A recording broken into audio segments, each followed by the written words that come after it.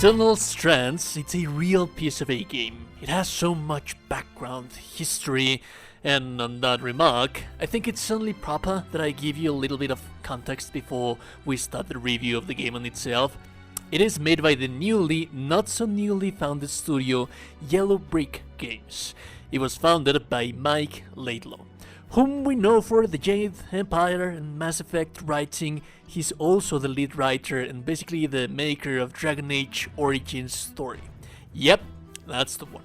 Well, he left BioWare when they scratched the next Dragon Age project that they were making for Anthem. Yeah, and he began working with Ubisoft at that time in a monster hunting King Arthur game codenamed Avalon, which you'll see much of in Eternal Strands. Very important to know, for this is the next project that he wanted to make, and could not do it because creative differences Ubisoft executives had with the game and with Mike Laidlaw's. So in 2020 he founded Yellow Brick Games, which is what we have here now. So how good is Eternal Strands really? After the thirst that we all have from Vel'God's disaster, is Eternal Strands close? Can it scratch that itch? Well, it's kind of a complicated question. So let me answer it with the review, and this time around we'll start with the story of the game. So it all begins with a great nation of Weavers, a powerful sorcerers that hold the pinnacle of society in what's called the Enclave. A huge catastrophe known as the Surge struck the nation and covered it with an impenetrable barrier, cutting them off the rest of the world. A few scattered Weavers managed to survive and got to the outside of the barrier. They formed scouting nomadic groups, but they are seen as pariahs to the rest of the world, the rest of the nations, that to some extent might take advantage of the moment of weakness. And yeah, the moment of weakness is pretty much that the nation was destroyed in here. Now, you are a point, aka a scout. Much like the Pathfinder from Mass Effect, and you're trying to get inside the barrier, see where things stands, what happened. There's just so much of Mike Laidlaw in here. I love the story, and believe it or not, the classical political intrigue writing style is still very much present in here. And you have a varied cast of characters that are interesting, and the voice acting is just top notch. Take a look at this right here. We need to talk about Sev. Wait, you know why I'm here? I'm a keen observer, and you have no Pangel face. Also, Solar has many strengths, but subtlety is not one of them. Sev, however, is somewhat more adept at hiding things. He's been moving back and forth between here and the hold quite regularly. Let me ask you something. Did you notice anything odd when you were at the hold? There was a moment when Sev approached the Eye to speak alone. Ah. That confirms my suspicion, then. Have you noticed that Sev and the Eye wear a similar symbol? I do have to warn you that this is a story that you'll learn through dialogue, and that's it. There are not many explosive, bombastic cutscenes and like a more direct narrative. This is like basically as deep as it gets when it comes to the narrative storytelling to you. And yeah, well, if it's not everyone's cup of tea, then it's not everyone's cup of tea, but I do assure you, I can promise you that there's much of Mike Laidlaw's writing in here. Each character also has a voice, and I do not mean that in the literal sense of the word, but the literature sense. The narrative voice each character has holds them great personality, and the marvelous voice acting helps so much to develop how interesting these characters truly are. They become relevant to you, not only through the story, but because it is advantageous to you to follow their work through, because while you're at the point, the scout, they offer assistance with armor, weaponsmithing, potion making, enhancing your magic, so on and so forth. Much like the Dragon Age games, there's also a codex with a titanic vast amount of lore that helps you understand a little bit more about this world that you are in right now. It is important to note that the catastrophe that led you here to this adventure happened somewhat not too long ago, counting the in-game timeline, decades, not hundreds of years.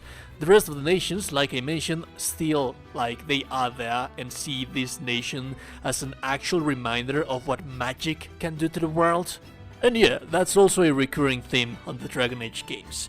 That's the beauty, that you're trying to discover what happened. On the graphical side, it's just a wonderful, beautiful game. It is also just a joy to see. Yet, it is a matter of personal preference as well. With the art style that you have in here, it is cartoony. If you do not like that kind of art style, there's nothing in here that will change your minds. And still, Eternal Strands, it's an array of beautiful, interesting locations that allure you to explore. They managed to make even swamps look aesthetically gorgeous in here. You have these ever-growing trees with ethereal landscapes that evoke nothing but a sense of fantasy and awe. From vivid forests to gorgeous abandoned cities still intact but without the presence of the living humankind and the different races that inhabit this world, it helps, and it's really appreciated the level of quality when it comes to the performance as well. On the consoles, it does not even have a resolution and performance mode, because it already is a native high resolution with 60 frames per second. Sometimes you do have some dips here and there's like nothing major, and when it comes to PC, I can hold up to 120 FPS with the max quality, top graphics and DLSS and quality with a 4070, so yeah, it is also as stable as it gets. Like, you very rarely ever see any issues, at least I haven't encountered any while playing on PC. There's also the versatility when it comes to the visual colors, the palettes and diversity of the overall picture that you have in front of you. Not only do you have the aforementioned, but sometimes climate and weather changes can drastically change how does a map look. It really is a joy to lose yourself in the exploration of this amazing world that Yellow Brick Games present to us. Yet, if it's only for that reason that the exploring, it's just a pretty place. Because when it comes to actual gameplay wise, rewards and well, like what it actually rewards you to play these sections, it's a whole different beast. So let's talk about the gameplay and the core of everything they are trying to do in here. Remember that I told you that Mike was working on a Monster Hunter King Arthur game while working at Ubisoft? Well, pretty much this is the game that he was trying to make there. However, there's also the matter that this is a smaller studio behind this, and they probably took a bigger bite than what they could handle. On the regular combat for basic monsters, if floaty combat would have a definition, it would be Eternal Strands. You're always quite literally going to be hovering on the ground with each swing of your blade. With so many open areas that could lead to your death by fall, gravity will be one of your biggest enemies in here. I, to some extent, try to understand the reason behind this, and that is probably because climbing monsters in this game requires a very particular way of handling physics and hitboxes. Although that's a huge miss as well, because sometimes you're going to be trying to be climbing into a monster and he'll grab you even though that you were 10 feet away from the grab move. Sometimes the movement animation of the bosses will teleport you to a different part of the body that you do not want to be in. And well, generally it's just not fun. The game is also too easy, and the monsters barely have any variation. I mean that when it comes to the moveset that they have, I'd be surprised if they have more than 4 attacks that can just completely be ignored by climbing them, holding and attacking mindlessly the different spots monsters have. But there's like no rush of battle, no frenzy for it, and build crafting, it's just basically null. It is commendable that you do have somewhat of a variation when it comes to the approach on combat. There's 2 ways of slaying big monsters. One of them is just straight bonk them until they die, and the second is you hit specific target areas of the skeleton of the monster that would open up a harvest animation that allows you to either unlock or improve new types of magic. So that's always nice, like being able to slice the tail of a monster in just pure monster hunting style. Now, killing the monster gives you more monster materials. When you harvest the monster, gives you magic upgrade materials, but less armor or crafting one. Eternal Strands proposes elemental weaknesses to take advantage and have disadvantages on the players and the maps and the monsters. But there's like just 3 elements. One of them being completely useless counter in the counter system. We just have fire, ice, and kinetic magic in here. You can counter fire with ice and vice versa, and kinetic just exists there as the third children who's not any parents' favorite, and magic is really not that impressive. It was advertised with the amount of variation and versatility open to you to be used as you saw fit while interesting combinations would happen, and yes, you can use ice walls to topple monsters for about 2 seconds, allowing you time to climb them, for example, but then again, like, there's no need. It takes you more than what it actually just boinking them to death would take you if you're using those kind of magic spells. From the very get-go, I started killing everything the game that it had to offer for me without upgrading my gear. I did not have like any ladder that I felt that I needed to bypass or that I needed to escalate or upgrade my gear, my armor for, because it was just purely because of the fact that, well, I'm a player that I am a completionist. I wanted to get rare materials for my gear on it. Now, this is a game that highly focuses on exploration. If the world, as previously described, is so beautiful, it needs to be explored. But what is your reward for doing so? There's a blend of Western RPG elements in here with the more Eastern Monster Hunter take on it. You explore to gather schematics that can be seen as loot. On top of those schematics, you use materials that you find in the world or with monster parts to craft the strongest versions of them. So overall, your exploration reward is more than anything finding those schematics so that you can start crafting that armor or that weapon that you're looking for. But then again, if there is no challenge, you do it only because of the joy of seeing how beautiful the game is or how cool your armor is going to be looking like, because I never felt that I needed to upgrade my character, that I needed to get stronger, that fighting monster was rewarding at all for that matter. And by default, exploration felt meaningless.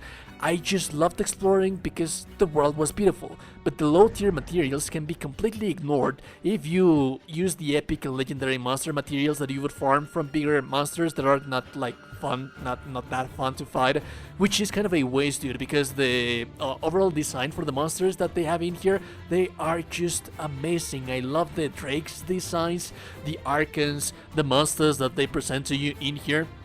And there's also like the side questing where, while reading dialogue and listening to voice acting for them was always nice and interesting, ultimately it's just a bunch of go to this area, gather me these 5 materials, and when you come back, the continuation of the quest is like, okay, now you go do the same thing, I also want 5 more of this other different material, and yeah. And I'm sorry, but good dialogue writing and voice acting is just not enough to drag the level of laziness for the side questing in this game. Overall, I feel that one of the biggest aspects that it would have been one of the most important things, it was the combat gameplay. Yes, I know that the narrative, it's a very, very important part of everything, but it's also kind of a niche down in here. If you like Mike Laidlaw's work, that you can feel empathetic to and that you might actually like, but there's also like that kind of storytelling that you're going to have to be reading through everything, and if you just don't enjoy that kind of thing, then this is not going to be your thing. And like I said, the combat, which is the take that they wanted to, I would like to say that just to narrow it down, it's like a Western, very, very, very immature Western take on Monster Hunter games.